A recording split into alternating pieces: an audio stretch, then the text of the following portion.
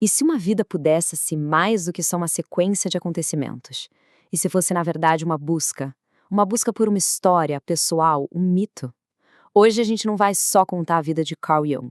Vamos tentar decifrar a jornada dele para viver o próprio mito, uma viagem que o levou bem fundo na psique humana.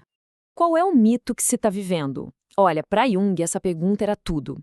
E mito para ele não era uma fantasia, uma historinha. Não, era a narrativa fundamental, aquilo que dá sentido e propósito para a vida. E essa pergunta o assombrava, sabe? Porque ele percebeu que apesar de todo o sucesso, ele não tinha uma resposta. E foi essa busca por um mito pessoal que deu o pontapé inicial em tudo.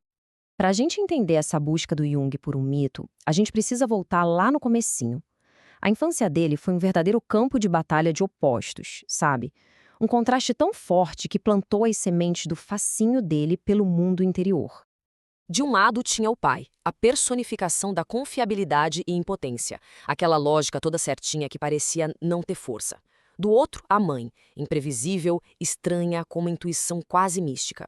Essa divisão dentro da própria casa se tornou o grande enigma da vida dele. Como é que se concilia o racional e o irracional, a luz e a sombra? E desde muito cedo, o mundo interior dele já dava as caras de jeitos bem estranhos. Memórias super vívidas de um buraco misterioso num sonho, a visão de um cadáver que o fascinava em vez de assustar, e de repente a percepção intensa do cheiro de pão com leite morno. Não eram só memórias, né? Eram vislumbres de uma outra realidade, uma coisa mais profunda que borbulhava logo abaixo da superfície. Agora, o que é realmente interessante aqui é este momento, essa identificação profunda com um objeto, uma pedra. Para Jung, isso não era uma fantasia de criança, era um sinal bem precoce da exploração dele sobre a consciência e da ideia de que o eu podia ir muito além do nosso próprio corpo. Já como um psiquiatra respeitado, Jung enfrentou o que foi talvez o maior terremoto da vida profissional e pessoal dele, o rompimento com seu mentor, Sigmund Freud. Essa separação o deixou completamente à deriva, mergulhado num período de isolamento e dúvida profundos. O rompimento com Freud foi muito mais que profissional. Foi o que forçou o Jung a olhar para dentro, a buscar as próprias respostas. E essa jornada solitária começou num momento com uma sincronicidade assustadora, bem na hora em que o mundo lá fora também estava prestes a desmoronar. Ele começou a ter visões poderosíssimas que vieram um pouco antes da Primeira Guerra Mundial. Para ele, aquilo não eram apenas sonhos, eram manifestações de um destino coletivo, uma onda de destruição que estava chegando. O início da guerra foi a confirmação terrível das visões dele. Para Jung, ficou claro, o mundo interior e o mundo exterior eram espelhos um do outro. Ele percebeu que, para entender a loucura que estava tomando conta da Europa, ele precisava primeiro encarar a sua própria. E foi aí que começou o período mais perigoso e, ao mesmo tempo, mais fértil da vida dele, a sua confrontação com o inconsciente.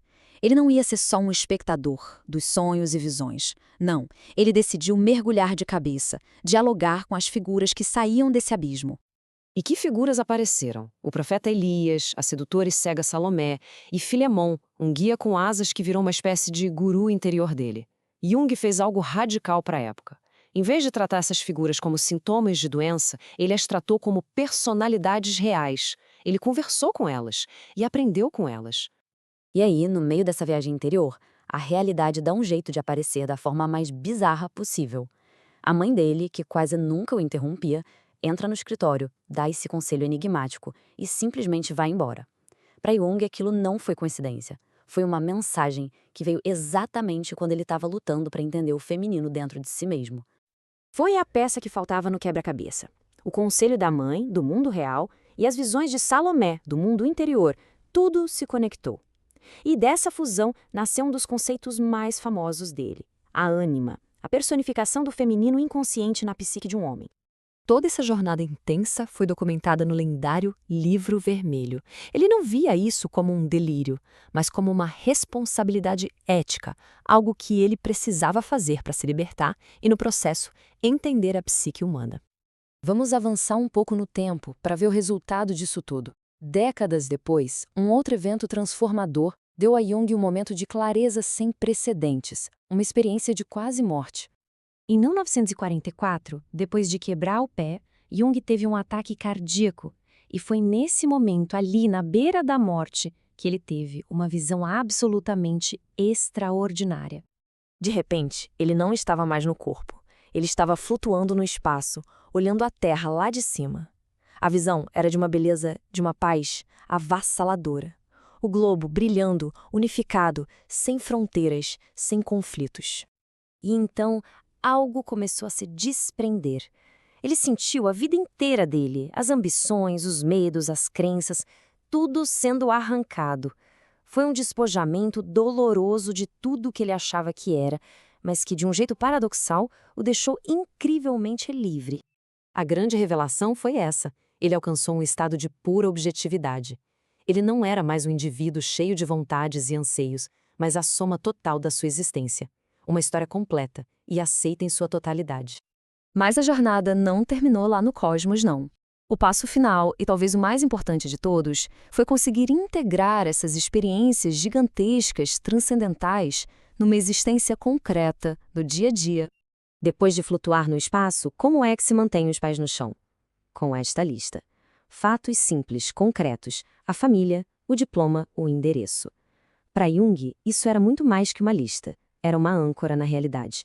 A corda que o impedia de se perder para sempre no oceano imenso do seu mundo interior. No fim das contas, ele entendeu que a viagem para dentro só tinha valor se pudesse ser trazida de volta para o mundo real. E a ponte entre esses dois mundos era a ciência. A ciência virou a ferramenta dele para mapear esse território do inconsciente, para traduzir suas visões místicas em conhecimento que pudesse ajudar, que pudesse curar. Jung viveu a vida dele como uma resposta a uma pergunta. Ele mostrou que explorar o universo interior não é uma fuga, mas talvez a tarefa mais real que existe. A questão que fica é: que mitos e que figuras estão esperando no nosso próprio inconsciente?